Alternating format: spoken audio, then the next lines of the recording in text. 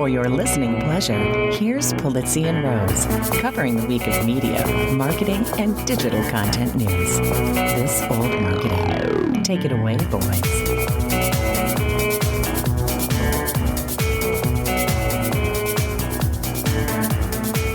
Well, hello, my friends. This is Robert Rose. Happy New Year and welcome to episode number 357 of This Old Marketing for Thursday, January 5th, 2023. And with me, as always, as he has been for the last 10 years, my pal, my colleague, and a guy who has never lied as much as George Santos about his resume, Mr. Joe Polizzi. Happy New Year. Happy New Year. It's amazing when you said 10 years. It's hard to believe. I know. It's amazing, isn't it? You know, and it really is 10 years. I think 2023 is our 10-year anniversary. We started in 2013, so I guess it depends on That's right. on how you look at it. Well, the months and whatever, and things like that. And, yeah. And then you wanted to take some time off a couple of years ago, so we had to do that whole thing. Yeah. By the way, we literally are Ross and Rachel. It wasn't a break. By the way, for the new listeners that we have, that was all on me because I wanted to take a sabbatical in 2018, and you were kind enough to take me back in 2019 after I had just a wonderful year of doing a bunch of nothing. I still love that goodbye show. And it wasn't a goodbye show. It was sort of it was a goodbye show because we didn't want to say goodbye and then fool everybody and come back. So we said, look, we're ending the show, and then if we come back, we'll come back, right? So we didn't want to make anybody angry. But so we did. Do you remember that? And we did the goodbye show, and we had the Muppets song. That's right. It was like so sad, and it was. Then I remember the one coming back was called the Genesis Planet episode. That's right. That's exactly right. I remember. Yep. But I still remember clear as day when because I was driving in a car, I think somewhere in Florida or something. God help me, and talking to you on the phone, and we finished the conversation, and we said we should have recorded that. Right. And what was it? Yep. Not even it was a week later, 2 weeks later, This Old Marketing was born. Yeah.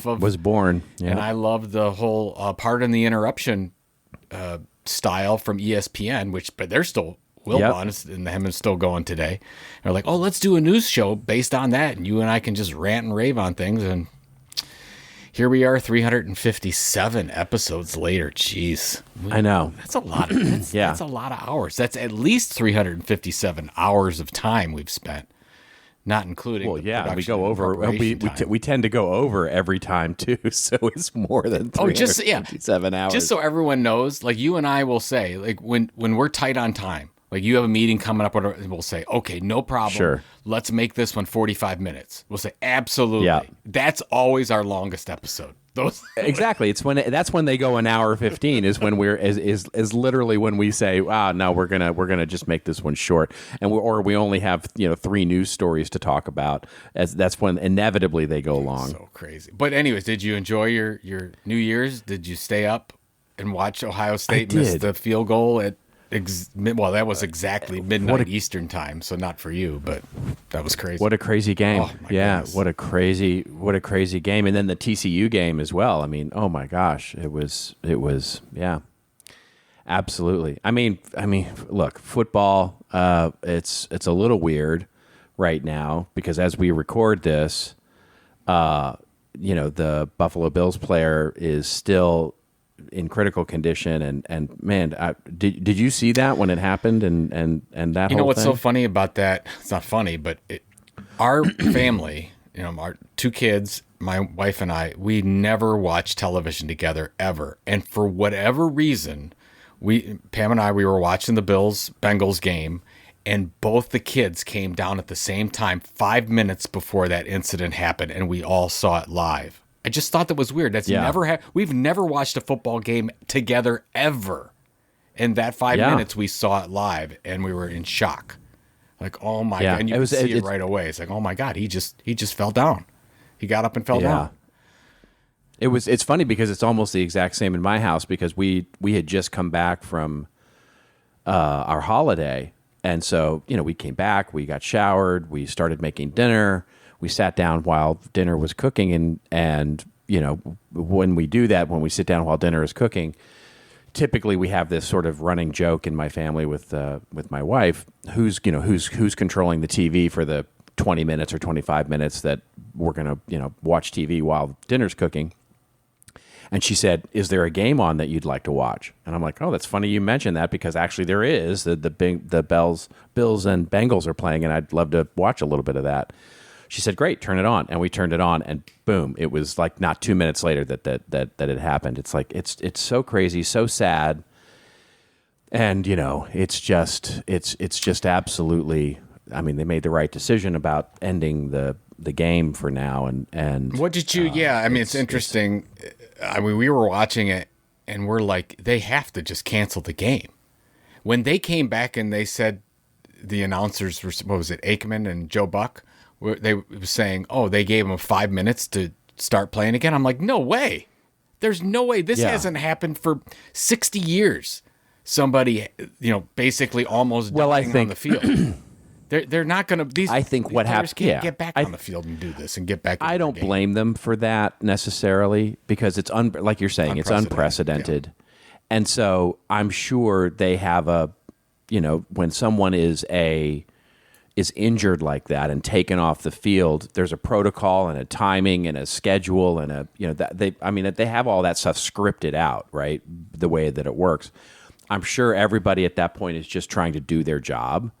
And the way that it's scripted to go, and at that point, kudos. I think the biggest kudos go to the coaches who then sort of said, "Well, no, wait a minute, let's do." And then you watched them sort of go out into the field and meet each other in the middle of the field and start talking about things. And as I understand it, and again, this is all hypothesis or conjecture on my part, but as I understand it, the coaches talked and went, no, we're not playing right now, and we're going to go into the locker room and make a decision about this out of the glare of the cameras and the people in the stands and everything. And that's when they went back and sort of took a moment, right? So I think it was handled as well as it possibly could have been handled.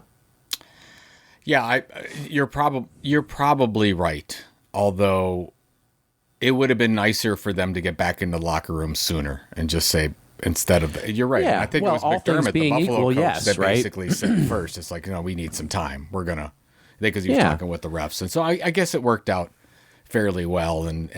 It's one of those things where it's like, yes, in hindsight, you can say it should have happened faster, but in the moment, how do you deal with all of that emotion, plus the trauma of the incident, plus what's going on, plus the fact that you're on primetime television. There's so much happening. The fact that it happened as elegantly, let's put it that way, elegantly as it did, is I think it speaks a lot to the coaches of the teams. It speaks to the personnel and the players on the field. It speaks to the level of professionalism that that was present then, because it could have easily gone sideways. That could have easily gone very sideways, and I think it happened as best as it could. It happened, and the most important thing is the health of that young man. So that's where everybody's. Who knows what they're going to do, right? Whether they're going to cancel the game just full stop and just say, listen, the game, call it I think as I understand it, there's one of three things that can happen. They can basically call the game. In other words, they'll say the statistics count as much as they were played, but the game is now called and neither team wins. Or they can say the game never happened. Yep. And so any statistics or anything that would have been, accumulated just didn't happen, or they can replay the game. And I'm betting number three is not going to happen. I'm betting I'm betting that they're looking to see what happens this weekend to see if there's what the impact of that game would have been. Yeah, if it doesn't, it might they're not change anything. You're right. Right. I think that's the way to go, and you just consider it a draw. Or whatever, game not played, and that's fine because they're both in the playoffs. But I really do. If it doesn't, like, for example, if the Bills need to win to get home field, which is very important, which I believe is more important in football than most other sports, to get home field advantage. Sure, yeah. I think that they probably would end up playing it. I hope that they don't. I hope they just go, because they're both in. Just forget it. Yep. I think fine. that to me is the right answer. I thought it was interesting. Did you see so Damar Hamlin is the player who, right now, you and I, all we know is that seems to be improving in the hospital. So that's wonderful news. But did you see that he had a toy drive that he started a couple of years ago? $7 million. It's up to $7 million now. Yeah. I went to it when it was at about $5 million, and I was looking at the people who were contributing. It's like, $10,000, $5,000 Tom Brady, $10,000 Matt Stafford. I was like, it's really interesting to see all the players and the coaches that were contributing to the toy drive, which I think had a goal 2 years ago of $2,500. But there was nothing else. Amazing. There was nothing else that people could contribute to. So I think a lot of people said, okay, this is our outlet that we can show support for Damar. And so it's kind of cool to see that, because I didn't even know what was going on. And my son told me, he said, have you seen this toy drive thing I said, no, and showed me. I'm like, oh my God, that's amazing. Yeah. So yeah, I don't know. Yeah. I don't know. We'll see how it goes. Anyway. It's going to be interesting, and you're already seeing it. I got the New York Times newsletter today, and the title of the newsletter was "Violence in the NFL." So you're going to see a renewed push around this, like it or not. It's absolutely going. And I know, it's not concussion protocol like seems to be most of the the brain damage issue. This was cardiac arrest like they're talking about, but still, it's a violent game. Booger McFarland was talking. You saw as they were cutting away and they were going back to ESPN. Booger McFarland, which is one of the analysts now, he basically said football is a violent game, and all we can do is pray and think about Damar's health right now.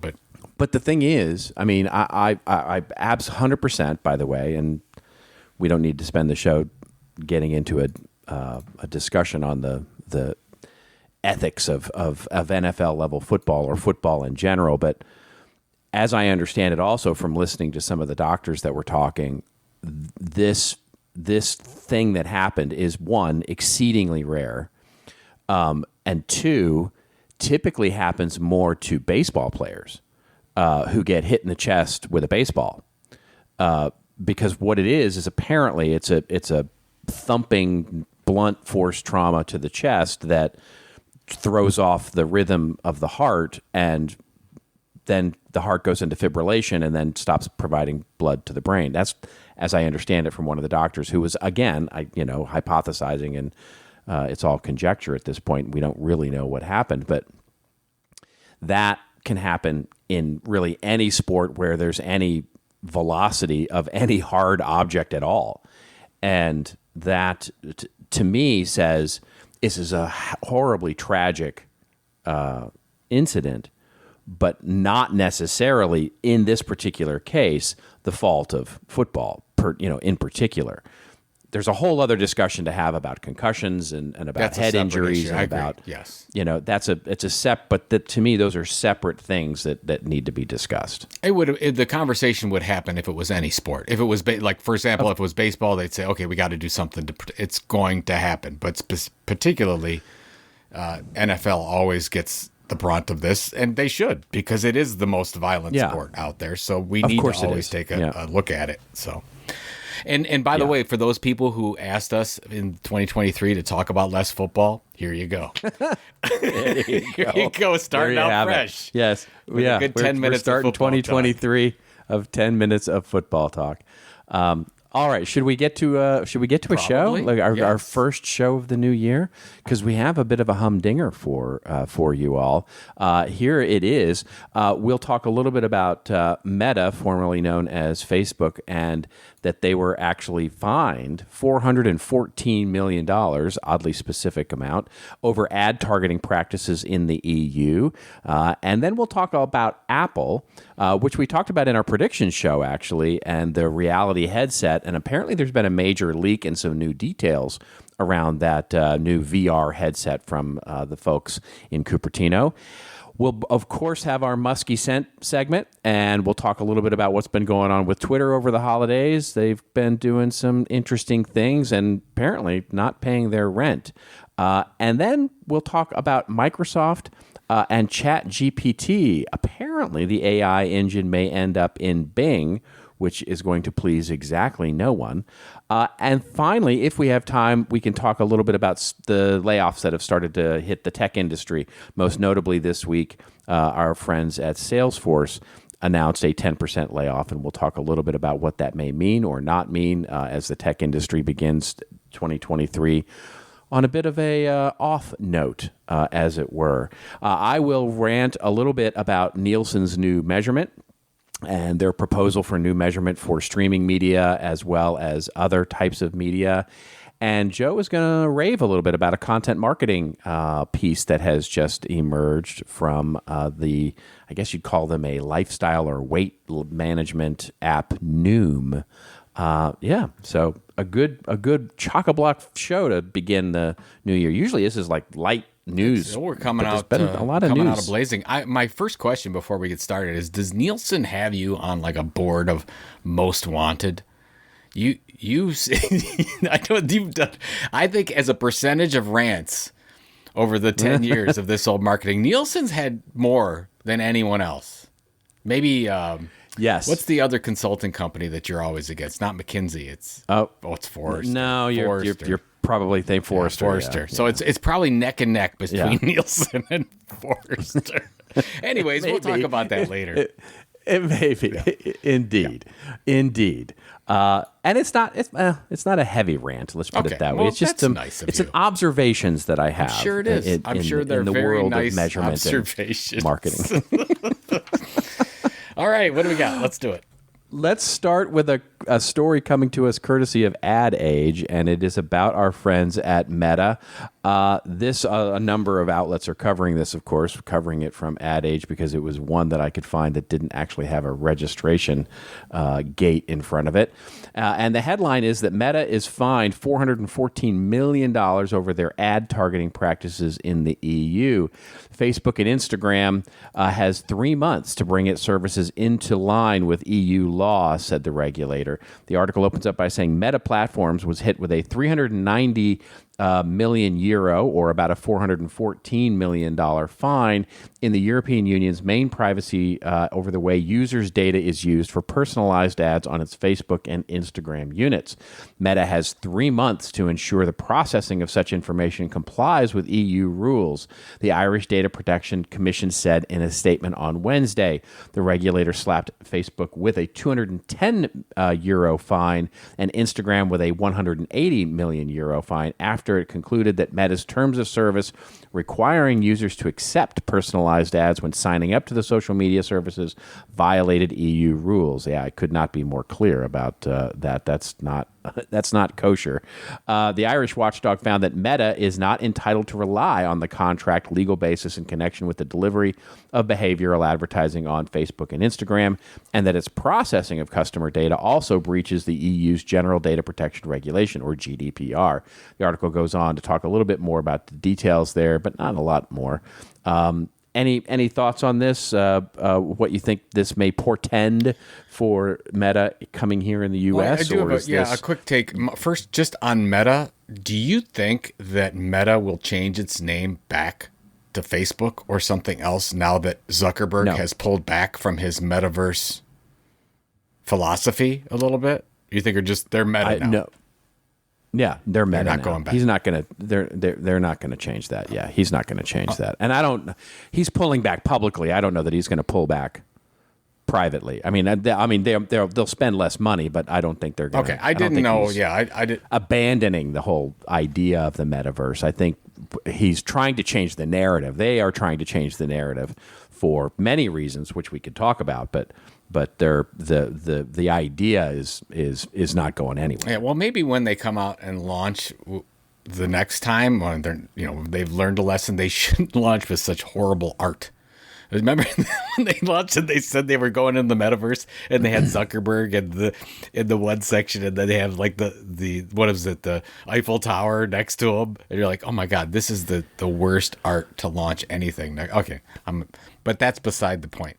Well, yeah. Don't you think, Facebook not known for its design prowess. so. Let's put it that way. So. Yeah. Don't you think that this I guess slap on the wrist of Facebook, what they're doing against GDPR regulations or whatever, is just going to be an ongoing occurrence with companies like Meta, like Yes. Apple? It's basically going to be an ongoing tax because.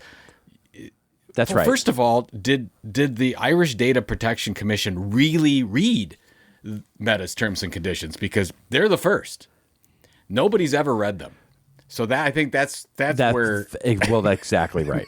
That's exactly it. Well, so many people. By the way, the way this works is, and I don't know if this is actually what happened, but the way that this works with the GDPR is that you, as a consumer or a citizen, can and should file. There's a whole mechanism for filing complaints against companies, which is theoretically how they choose who to go after. Now, the reason that they're going after Meta is, wholly obvious to anybody looking, but this is, we may have even talked about this on the show. The one thing that you have an observation of is when really rich people will park in illegal parking spaces because the fine for parking in might be $50 or $100, which to a normal person is a deterrent from ever parking in that parking spot, because I don't want $100 or $200 fine to get my car unticketed. But for a really rich person, that's the price of parking. And so I think this is the price of parking for being in the EU for Meta, right? They look at it and go, 180 million euro or 210 million euros for each of those platforms, to your point, is not even really a slap on the wrist. It's hardly anything at all. And they may just chalk this up to being this is business. This is what business is in the EU now, is that every so often we're going to get a fine from this in targeting ads. Now, over the long haul, that's not going to be good, because at some point you've got to figure that the EU is going to up the ante on that and start charging like things that matter, like with a B. But until they do, $1 billion. Yeah, right. I mean, until they do, but the other thing is that if they do it for Meta, they have to do it for others too. They have to do it for Google. They have to do it for Amazon. That's why I think this is just the first.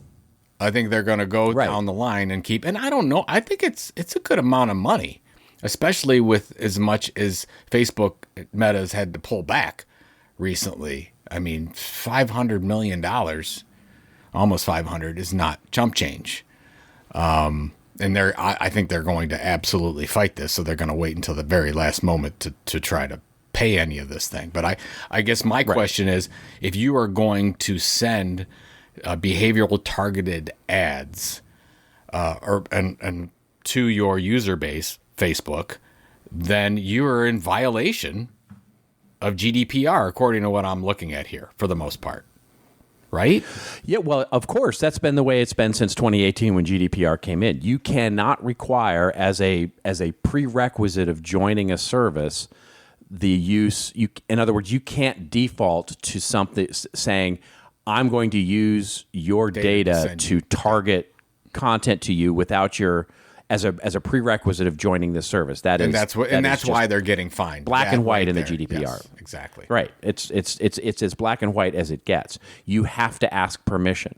You have to give people the ability to use the service without acquiring and or using their data. You have to give them the ability to opt in. Now, what you can do, and which is, I'm sure, what Facebook has done, and if they were to fight this, what the way that they would fight it is to say the service isn't usable without this. The service isn't the service without this, because what you can say are things like for example, and this is how they handle e-commerce or things where knowing something about you is absolutely critical to know, like an interactive game or something like that. I've got to know things about you in order to be able to deliver the service. So I have to ask this. So that's part of the terms and conditions, is that you will comply with giving us some data in order to actually use the service that I'm going to give you. That's what they would argue, is they would say, well, I can't provide the service of Facebook without that, which is, wholly bullshit, right? Of course they can provide Facebook without targeting ads to you, but they do need to know things like, well, I have to know that you're, of age, and I have to know your name, and I have to know your email address, because these are all things that are required as part of setting up an account. What the GDPR and the EU is saying here is, in addition to that, in addition to the fact that you don't need all this information, that what you're doing is you're actually using it to target ads, you're also doing it in a way that goes afoul of the way you're supposed to process it, which I didn't get into the details there, but they're obviously not processing this information or providing consumers a way to get it or have access to it in a way that the GDPR approves of. So there's a lot going on here. Yep. But that would be the way that I would see Facebook trying to, and I don't think they will fight this. They'll probably put up some modest objection to this, but they want this to go away as fast as possible. I have to imagine, from a PR perspective, it's like, Sure. just move on. Well, congratulations to Meta for now. If you take the $725 million they had to pay over Cambridge Analytica, and now you add in this $400+ million, they have the fines of the GDP of a small country now. So good for That's right. Good for them. Well, They're just racking up the it's good penalties. revenue for the. Where I want to know is where's this revenue going? Like, where's the fine going? Like, what does it go into schools? Does it go where does the EU apply this wonderful cash cow that they now have, which is called taxing Facebook and some of the other ones? Where does that money go? That would be an interesting. I think it goes well. It's the question. Irish Data Protection Commission, so I think it's maybe the Guinness Visitor Center. There it is. I think that's I'm exactly. really looking forward to getting to Dublin and going. It's got to be amazing, right? Free Guinness for everybody. It's yeah. like we put so much in, $200 million into the new visitor center. Come on. I'm really excited about going to Ireland now. And by the way, we'll see what happens here in the U.S., but theoretically, this is coming to the U.S. as well. I have to think that those that are sponsoring the bill that is currently flopping around somewhere on somebody's desk in the U.S. Congress as they try and figure out a Speaker of the House. Oh my gosh, that whole mess.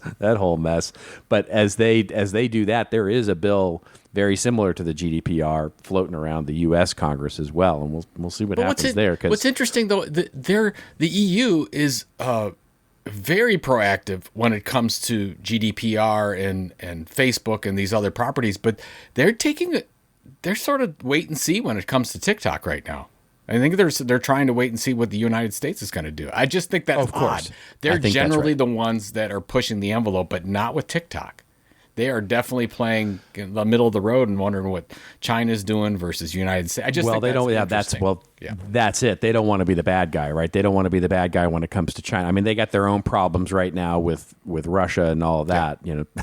All this turned into a foreign policy show, but yeah, they've got their own problems with Putin. They don't need more problems with Beijing. Oh my God! So I'm sure you're right. Everyone that I talk, not everyone, I always exaggerate, but a lot of people that I talked to when we were over in Brussels, they were talking about the energy crisis. Was an actual, and of course it is, because they're paying significantly higher energy prices because everything that's going on with Russia and Ukraine. So it is absolutely a thing.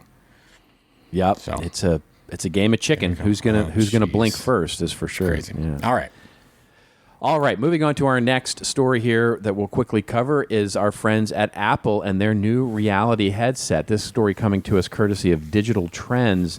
A new report reveals several interesting details about Apple's new AR/VR headset, which is expected to arrive this year, 2023. Apple remains silent on this product, but there have been enough patents filed as well as leaks to provide confirmation that the iPhone maker has done intensive research into the first of several AR wearables. The latest news comes from The Information, which I would have linked to for the show notes, but again, behind a data. Yeah, we have to stop. Can't get but to everyone should know we're going to try to link to things that are open access and not gated, that paid for, because it's just, you got to have subscriptions to everything right now. It's gone over the other side too much, in my opinion. It has. Yep, it has definitely jumped the shark. There you go. Although there are hacks around that. But anyway, the latest news comes from the information which has provided some of the most detailed data of any leaker so far. The headset was already expected to be incredibly lightweight, which could be due to the battery being worn around the waist, as explained to the report. Like a fanny pack? Funny. Is this like a fanny pack? So basically, you have a battery fanny pack. The Apple fanny pack. Oh, that sounds like Apple. Apple's VR solution is said to feature a hot swap design for the battery that would make the reported 1 to 2 hour battery life less annoying. 1 to 2 hours. Can you imagine that? Oh, that sounds like an iPhone. Being an Apple product, the list of materials, aluminum, carbon fiber, glass, isn't surprising. The field of view is rumored to be 120 degrees, which would surpass most VR headsets, and a very high-resolution display with thin optics is expected. Speakers may also be built into the headband, but apparently an H2 chip might be included to provide ultra-low latency connection to Apple's AirPods Pro 2. And it goes on to talk about some of the more tech specs and those kinds of things. Any thoughts on this? How this might revive talk of the metaverse and all sorts of things? And so if Apple launches first of all, I think it's funny about the leaking. This was purposeful. Mm-hmm. They're trying to get some. They're trying to figure out what the market is going to say with all this. So don't. Now, I have to tell you, there's in this digital trends piece that we're talking about, there's an AR VR headset rendering. I'm very surprised that it looks like we're going snowboarding. Like I didn't. That's right. That's the thing that's killing me. It's like, okay, so you're telling me that Google or skateboarding, yeah, really. Exactly. So Google Glass didn't work because it looked too weird or too geeky. But now we're gonna go to Apple's thing, which basically I've got to be Shaun White. Like, what's the deal, man? Well, you know what's amazing to me is that the image here that's in this story, and at the bottom, of course, it says, a rendering by an artist, right? And they name the artist that did the rendering. And the artist, the poor artist who's given the assignment for this, can you imagine? It's like, we need you to come up with what you think the Apple headset's going to look like. And it's funny because the artist has clearly put in some of the details of Apple, like they use the Apple Blue that's in their iPad. They've used some of the same hardware fixtures that are in the headset. And, it's someone very much trying to make an Apple product, which is very funny. But yeah, it looks exactly like a snowboarder's face mask. It looks like so when I chop onions, because I have sensitive eyes, Robert, when I wear big goggles, so this is exactly what this reminds me of. That's exactly. So anyways, I don't know what to make of this, honestly, because I can't get past the design. I can't feel that people are going to actually leverage this. There's my expectation. No one's wearing a fanny pack. I'll tell you that. So this just does not make sense. And the 1 to 2, you lost me at 1 to 2 hours of battery life. Like what? Why? Right. Why is it so? Okay, serious question. You're an Apple person. You're an Apple through and through. You've always been an Apple person. Why does every other phone on the face of the earth have a better battery than Apple? Like, why? What is the problem in their battery life? Well, it's the processing power for sure. The level and amount of processing power. It's why when you look at the Oculus, for example, it's huge, right? It's a weight on your head. I don't know if you've put one on your head before, but I've never put one on my head. They're heavy. It's not a comfortable thing, and so if this is even remotely close, this image, it would be light years thinner and lighter than the Oculus. And so, and if it has more processing power, then like many of the Macs have, the iPad, the other things, the battery life is not going to be great.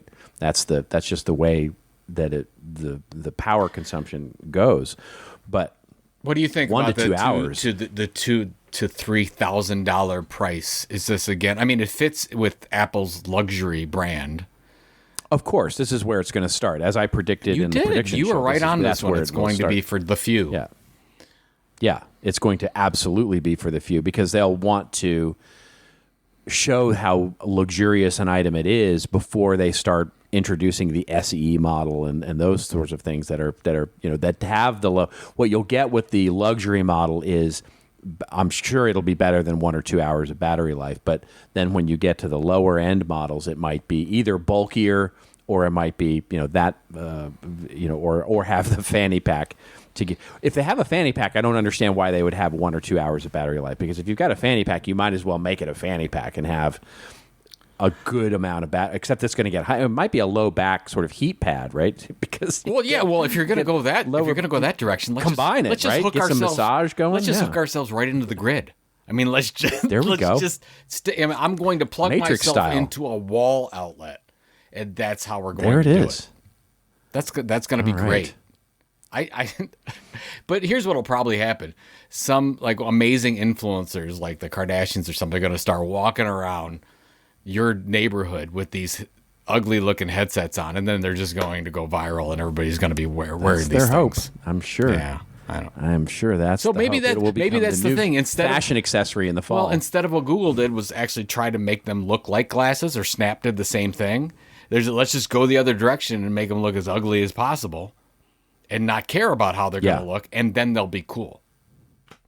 yeah, That's it. I mean, I'm reminded of remember the Apple movie where they talked about the development of the iPod, which was and at the very end of the movie, I mean, the movie was ostensibly about the creation of the Mac computer, but at the very end, there's a scene with Steve Jobs and his daughter on a parking lot, and Steve Jobs, it's a famous quote of his where he starts talking about the iPod as his quote unquote next idea. And he says, I want people to be able to put 1,000 songs in their pocket. And of course that was the sticking point then, was storage space, right? How do you get storage space in such a small design, which of course seems silly now, but wasn't silly 20 years ago or whatever. And so that I can imagine those kinds of conversations happening, the 1,000 songs in your pocket kinds of discussions that are happening at Apple right now. It's like, how do you get 20 hours of life out of a headset? Mm-hmm. And it just, the engineering behind that has just got to be crazy.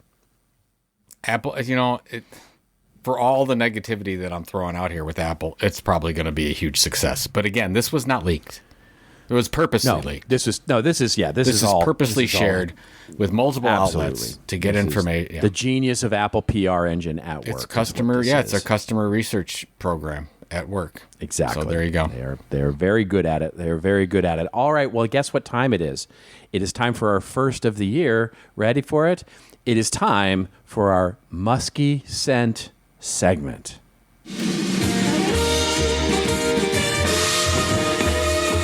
Oh, that musky.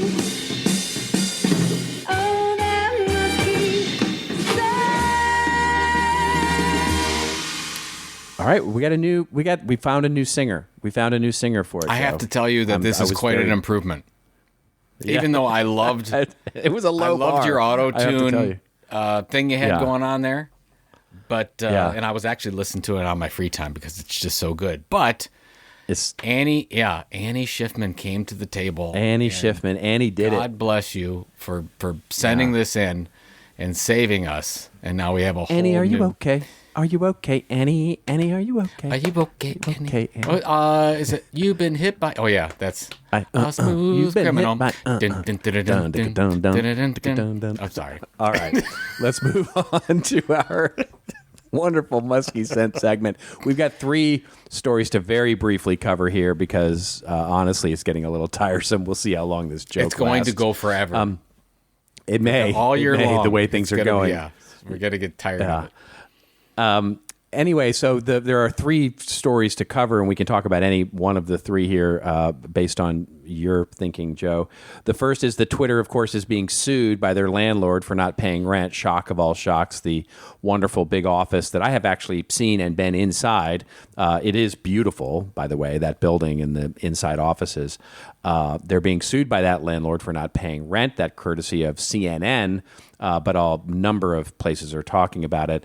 The other thing is, and this just came out this week, this is kind of breaking news really, is that Twitter has decided to now lift the ban that they put in 2019 on political advertising. So they will now start to allow political advertising again.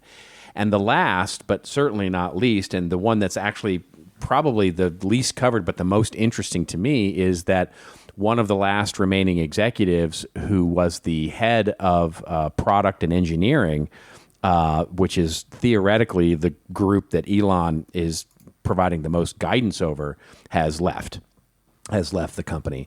And that story, coming from Business Insider, basically said, he tweeted out, interestingly enough, that it has been an absolute honor working with so many amazing people in the last 5.5 years. It was wilder than he could have ever imagined, with so many stories and unforgettable moments. He joined Twitter, and his name, by the way, is Behnam Razeh. Sorry, Behnam Razeh is his name, and he said he joined in 2017 to become its product engineering lead, and in basically, it 2017, and he's now left the building. So, any thoughts on any of these stories from our friend Elon? It was a little quiet. He looks like he took the holidays to not throw out any racist comments or homophobic. I think he definitely took some well-needed time off. Yeah. And yeah, because he was spending so much time arguing with people on Twitter.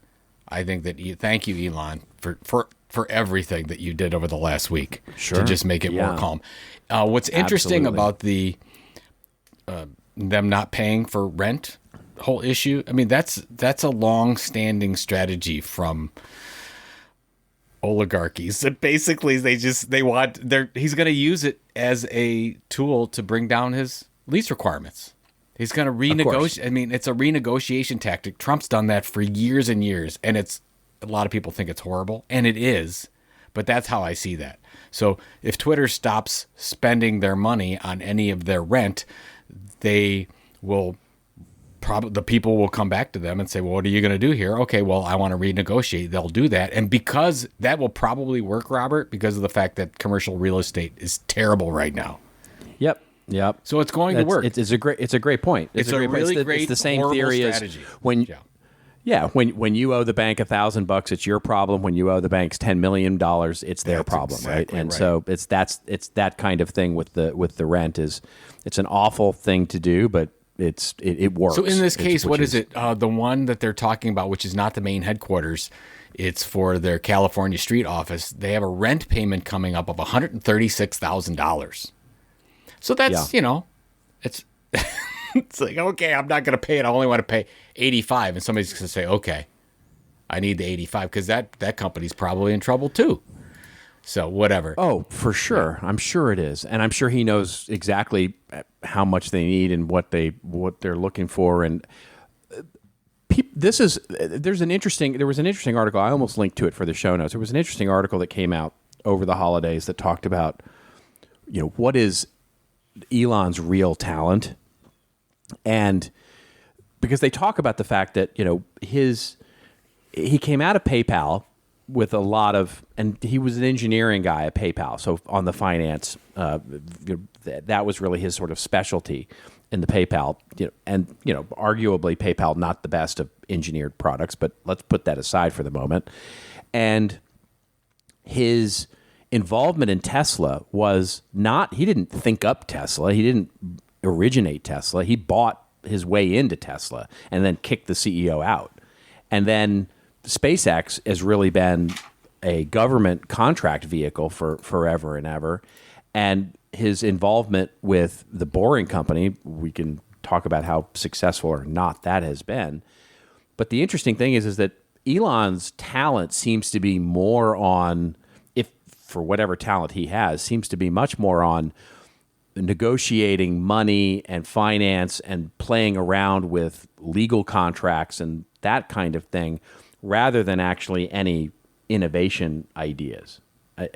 That's what the article was talking about, and I think it's a fascinating lens to look at Elon through, because he gets chalked up as being this engineering genius that can get a rocket ship to Mars and get electric cars going and get tunnels built under Las Vegas, but actually he's just buying his way into those things. He's not really the one innovating into those things. Well, And so I think it's just a fascinating lens to look at him through. And this would be perfect in that line, right? Which is he's just playing around with money right now. He's not really re-engineering anything. it's real, and he's maybe one of the best that's ever been of Yeah, maybe. of basically moving money around and making things happen. Which, by the way, leads to the Yeah. second point about political ads, because as we have bigger elections coming up in the next 18 months, They're desperate for revenue. and Yeah. it's a really good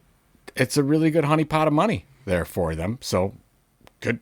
I read this article, it's on Media Post, the one that you're citing, and it says the company took the position that, quote, political message reach should be earned, not bought, when Twitter banned. And this was from then CEO Jack Dorsey. And I just think that's so funny. Political messaging should be earned, not bought.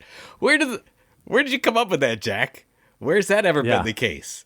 But Yeah. anyways, I think because they've lost, at least what this article's saying, half of their advertising revenue, at least, because of what Elon's doing and all of his moves, erratic moves and brand safety and whatever the case is, this is a really good way to get some revenue coming back in. But again, we don't know what the next product's going to be, and that's what we're waiting for. Like, what's the real reason why Elon is doing all this besides just having it be a pet project for him? And the other thing, we talked about this, I think, on our predictions episode, or maybe the one before. Did you see? I mean, Tesla stock is down to like $110 or less now, and it is He's really he's tanking. now got the distinction of the first guy to lose $200 billion. I mean, And it's quite an achievement when you think about it. there's no way we can prove this, but I'm under the assumption that it's not nearly that low if the Twitter deal never happened. Just Oh, absolutely. This is 100%. This is a good $50 billion loss because of Twitter. More than Twitter's valuation, 10 times. It's just crazy. It's unfortunate for Elon that this happened. I'm really sad for Yeah. him that he's only the second Yeah. richest person in the world now. That's right. It's really a sure it's- tragedy when you think about Although, it. Yeah. do you think that he looks at that? Do you think that he's really in angst No, over the fact that I don't. he's I don't lost think that he much money really on cares. paper? Yeah, I don't think he really cares. I don't think. I mean, he may, but I think he cares more about the appearance of it than he actually does about whether it's 180 billion or 100 billion or 125 billion. I mean, at some point, I mean, I don't think I'll ever get to that level in my lifetime to be able to know this for sure. But I have to imagine that once you get above a certain number, it literally is just a number, because you can't spend it all. You can't really elevate your lifestyle to a meaningful level that represents that number. The difference between 175 billion and 125 billion is literally the difference between a 7 and a 2. It's not a meaningful number in lifestyle, right? It's not a better house, it's not a better car, it's not a bigger yacht. It's really whatever it's going to be. Yeah, I think you're absolutely right. I read an article a couple months ago that said, what is the happiness indicator for the money that you have, the net worth that you have? What is the absolute best number? And then you don't get any happier. And so they were using $50 million. Like, once you get to $50 million, that's probably right. Yeah. that you get to 75, 100, you'll never get any happier. Like $50 million, everything's taken care of. You never have to worry. Your kids, your legacy, all that stuff is taken care of. And then you add $1 billion, you add Yep. $2 billion, you're not any happier. Yeah. At that point, all you're doing is writing bigger checks to charity. So everyone keep this in mind. Elon's no happier than anyone listen to this. Exactly. He's not any It's a great happier point. having $100 billion. Great point. Not. It's a great point. It's a great point. And a great way to segue us into a very quick coverage of our last story here, which is Microsoft and ChatGPT. A new announcement coming, I guess it's a rumor at this point, but it's reportedly launching in March. This coming courtesy of Search Engine Journal, again, an article that doesn't have a gate in front of it. The article opens up by saying Microsoft's Bing search engine is set to get a boost with the integration of OpenAI's ChatGPT chatbot technology. Microsoft plans to update its Bing search engine with artificial intelligence from ChatGPT to improve search results. The new feature is expected to launch by the end of March and is intended to give Microsoft a competitive edge over Google. I can't imagine that Google doesn't already have something in the chamber on this, ready to fire, but we'll see. The article goes on to say that Microsoft has already made $1 billion investment in OpenAI. Again, another company that Elon bought his way into a little bit. And Microsoft is reportedly planning to update its Bing search engine to include AI from ChatGPT to help answer queries, complete sentences, and others rather than simply providing a list of links. What do you think? We talked a little bit about this on the prediction show. Yeah, it's interesting. If this is true, I like the move for the fact that Microsoft can move away from being a search engine with Bing, which I don't even know how many people use Bing. But this idea of a search assistant has legs. And a lot of people are using ChatGPT as a search assistant to take it to the next level, to help them make business decisions off of that and not just information. And if that's what Bing becomes, is part search engine, part search assistant, because of ChatGPT's help, I think that that's a positive. So they could have a little advantage there. I think it's a really interesting. I think the more interesting integration that I've started to see, even in some of Microsoft's tools, is into things like PowerPoint, Word, some of the Office, where and some of the coding tools for engineers, where they've already started to integrate some of the AI types of applications, where it will recommend alternative designs to you in PowerPoint, which it does. If you're coding, it'll help you write the code, faster, better, etc. I think that's a really interesting. And again, it comes back to this thing that I keep talking about. I had this conversation like 2 or 3 times over the holiday with people about ChatGPT. The much more interesting application to me of artificial intelligence is not in the bell curve that is the learning model of the internet, right? And writing cute poems or blog posts or titles or anything like that. It's much more interesting to me when we limit the learning model to a corpus that is very verticalized, right? So looking at the learning model of your designs in PowerPoint or your company's designs in PowerPoint and suggesting alternative designs based on that limited brand-centric view of what the design should look like, or the way that the looking at the corpus of 25,000 or 50,000 documents in your user manual library and building a chatbot that can dynamically assemble a user manual for any question you ask. That's much more interesting to me than the dumbness that is the and I mean that in the sort of more technical way, the dumbness that is the internet and trying to answer questions like, what is Joe Pulizzi's favorite color, that kind of thing. I have been using it for titling for a while now, where I'll say, here's my email newsletter title. Can I have 5 other suggestions? And boom, there they are. And I'm like, oh my God, that was great. I didn't think about that angle. Yeah. It really is very helpful. And so I've been using, for this show, we've been using DALL-E 2 as our image for every show. And that's been great. And then, because it takes me like 2 seconds to do it, I write in whatever I think, whatever the show is on, and it spits out 4 examples. And I use one of those normally, and we're done. And then now I use it for suggestions for titling, and I'm sure a lot more as we go. So there's the one with the penguin with the top hat was pretty damn good. Thank you. I mean, that was I think, and yeah, because I always say, hey, I want to. That was the Twitter, something about Twitter. Yeah, I want a bluebird doing a dance with a cane, digital art or whatever, and boom, there it is. Right. And it almost always gets it on the first one. But then you can pick one and do a reiteration off of the one that you think is the closest to, which is nice. So I love it. Me too. I absolutely love it. Okay, ladies and gentlemen, it is now time for our rants and raves section, which of course is all of our wonderful rants and raves. But before we get there, we have a little message for you, which is to get on over to our thisoldmarketing.site, where you can, of course, check out all the show notes, everything on all the other episodes, all the other 356, 9 years, 10 years of episodes that you may want to go and review. You can also leave us messages. You can leave us voicemail. You can ask questions. You can give us show ideas, all that. And by the way, in each of the week's show notes now, you can also sign up for either of our newsletters. You've got the Tilt, of course, if you want to sign up for the Tilt, the wonderful newsletter from Joe Polizzi and all of that. And you've got our Experience Advisors newsletter. That's my little newsletter, which is talking about content marketing, content strategy, and what's going on in the world of customer experience. And so all that stuff you can get at thisoldmarketing.site. So get on over there, won't you? Also, you can hashtag us up on social media. Hashtag us on Twitter. I am checking Twitter, even though I'm not tweeting there anymore. Hashtag thisoldmarketing for the show ideas. And on Mastodon. Hello, Igor Bielobradek. Thank you very much for your hashtag on Mastodon this last week. We can see that. So if you're on Mastodon, hashtag us up there as well. We can see those for show ideas too.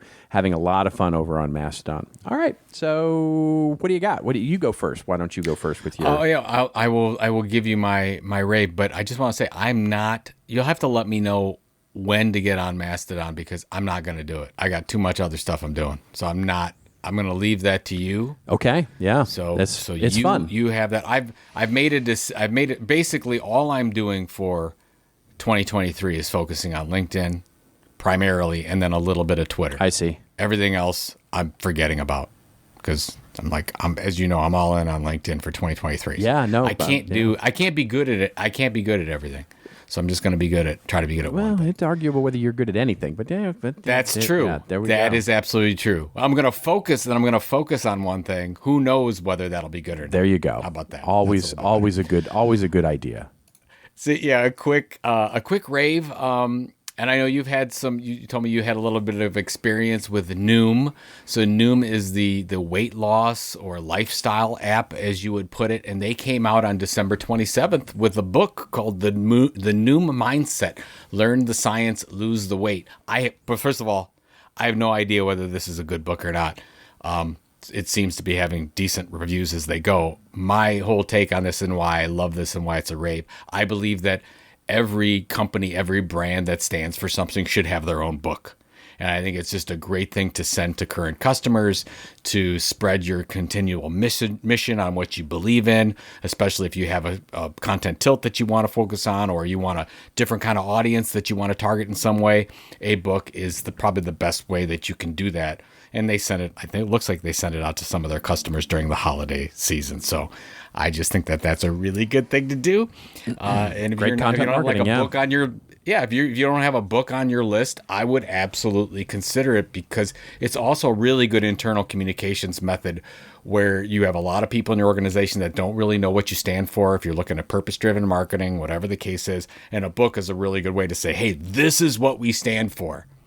This is what we want everyone to believe. Everyone get in line, read this book. We're all on the same page. So good for Noom. I'd like to see more people doing this in 23. That's awesome. Yeah, I love it. I mean, I have my own experience with Noom, which was okay. I was a little creeped out. You didn't love it. You didn't love the experience. Speaking of chatbots, it's either using. So I don't even know if the application still does this. It's been a year since I've actually tried it. But the way it worked was you get a quote unquote personal coach that comes back to you and says, "What's your goals? And let's talk and let's chat and let's chat about what it is you want to do." And you sort of type back and chat with the Noom your Noom coach, and then either the coaches are trained very specifically on the scripts to use, or it's a chatbot. And it was hard for me to tell. I will be honest. It was hard for me to tell because the chats are very short, and and they come at really weird, inopportune times. Like you get this, like I'd be on an airplane and I'd get a chat from my Noom coach saying, "Have you done your thing today? And have you, it's like a reminder." It's got to be a chatbot. It's got to be a chatbot. And so I just went, it just creeped me out a little bit. And I was just like, nah, this is not for me. This is not for me. But hopefully I've heard other people say it's great. So best of luck to them. And I love the content marketing angle of that. That's for sure. Well, they probably, your chatbot or whoever it was, your coach probably said, "Hey, Rob, how's it going?" And you immediately said, "Don't call me Rob." Yeah, right. Well, there's that part. Yeah, It's so funny because you and I have had, like, we've been in places where you see somebody from, I don't know, 20 years Yeah. ago where, like, at one time you went by Rob and you don't It's like to go pre-2008, by Rob. And they call you Rob and I'm like, you don't know this guy at all, Yeah. do you? yeah. It's funny. That's actually a thing. It's pre 2008. It's actually pre you. Anything You post. were always Robert when I met That's you. right. Well, that change happened when I left Crown Peak, and I was Rob. And before that, when I was a consultant for in the internet consulting world, I was Rob Rose. It was like Madonna. It was like everybody called me Rob Rose, and so it was like, "Hi, Rob Rose. Hey, Rob Rose," and I was that. And when I went out on my own, when I left that world, basically, which is where I knew all those people from, at the urging of my wife, my beautiful wife, I said, okay, I'm going to rebrand myself Robert, and I'm going to introduce myself to everyone as Robert. And it worked. And so anytime anybody would come up to me, to your point, and say, hey, Rob, you would know they either didn't know me at all, right, or they knew me pre-2008, meeting you and sort of getting into CMI and all that kind of stuff, because that was the demarcation line. Fascinating. Yeah. Yeah. Mine was when I was much younger. I was like 10 and it was Joey, and then it became Joe. Okay. So, there All you right, go. There you go. I was, yeah. So. All right, very quickly. All right, what do you got?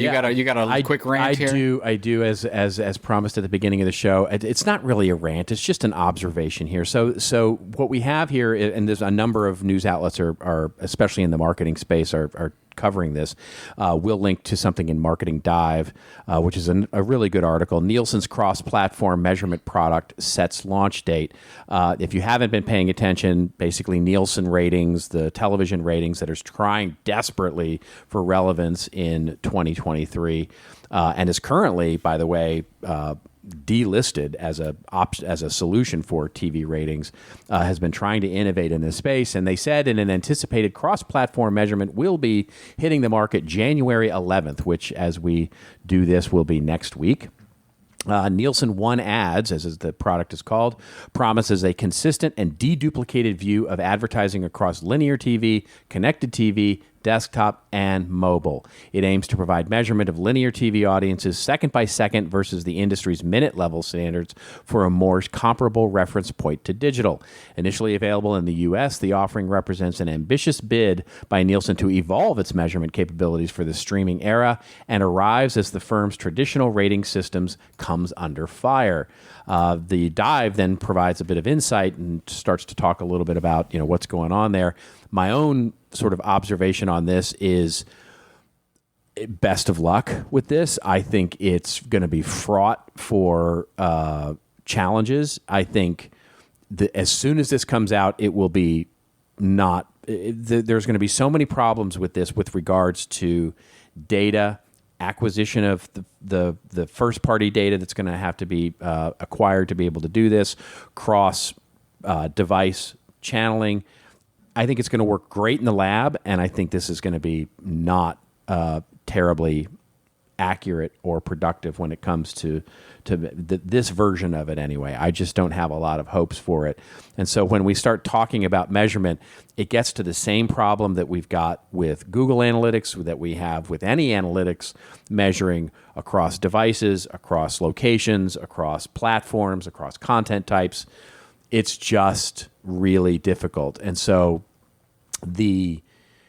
whether or not it gets to be an industry standard or not is not the point, because I think it might actually. I think they might actually come back and say that this is good enough to become an industry standard. But to say that it's going to be any better than what we had before is my only observation and commentary is nothing's going to change here in terms of our agreement on imperfection of measurement across all of these things is still going to remain as high as it ever was, and we will continue to argue about what a view is, what a visit is, what a download is, what all those things are, and this is not going to change any of that. So as long as we go into it eyes wide open, then I think this will be an interesting thing to watch. You know, it just made me think of this. First of all, anything that's run by Nielsen, you're negative against. So let's just put that out there, that you have a bias against Nielsen. I do. Absolutely. And it's 100%. probably correct, but I'm just saying that everyone needs to know that you and Nielsen have never gotten along. Second, speaking of just measuring stuff, you may not have noticed, but Twitter now, if you look at a tweet, it will tell you how many impressions it's gotten, and that never publicly showed that before. That's really starting to take off. That's one of the, like, I thought, oh, that's bad decision. People really like to see that now. Yeah. It seems to be because of that too. The tweets are lasting longer.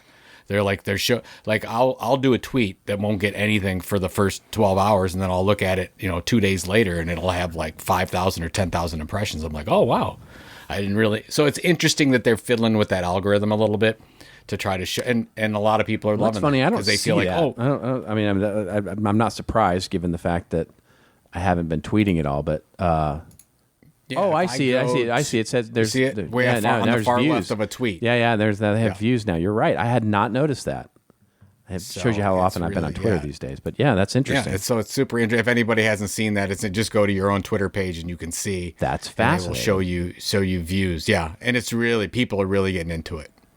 Yeah. So, anyways. Anyway, all right. What do you got this week? What do you're headed out? You're headed out of Yeah, town. we got family vacation. And if because you're a really the listener to holidays this- weren't enough for you. You need another That's family right. vacation. It was not enough. I have the first 6 months of 2023. I have lots of little vacations planned. So I'm just throwing that out there now. That's one of my goals for 23 was to travel a lot more on a personal level, and we are definitely going to do that. So it starts next week. We're going to travel. I'll fill everybody in on what we're doing afterwards. We don't like to tell people where we're going because we might still be at home. I see. So don't, you never know.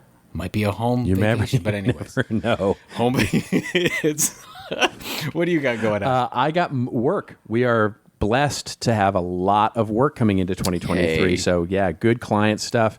Some really interesting new projects with some awesome new clients, and and just hitting the ground running here in 2023. Finishing the book. My book is off with the editors now. And all but one chapter. I'm still waiting on that one. It's sort of a conclusion, what the future will bring. I'm trying to wait to the last minute to write that. And then I have to record this audio, but for this, I don't know, for some guy's book that asked me to record an audio chapter, and I don't know, some chucklehead that I have to record that for. That's very exciting. Epic Content Marketing 2nd edition comes out March 7th. Yeah. But we have a whole chapter dedicated to the business case for content marketing by Robert Rhodes. Yeah, it's fun. And you It's totally wrote a fun. fantastic chapter, and you're going to be able to read it for the audiobook. I am. Which is I'm- even better. I'm going to do that this 'Cause nobody weekend. wants me to read your chapter. So Yeah. Well, there you go. That's there you have it. Well, that is it. And we will see you next week with a special episode. Ooh, we'll tease that up a little bit. A special episode next week of This Old Marketing. And until we see you, remember, everybody, it is your story to tell. Tell it well. See you next week on This Old Marketing.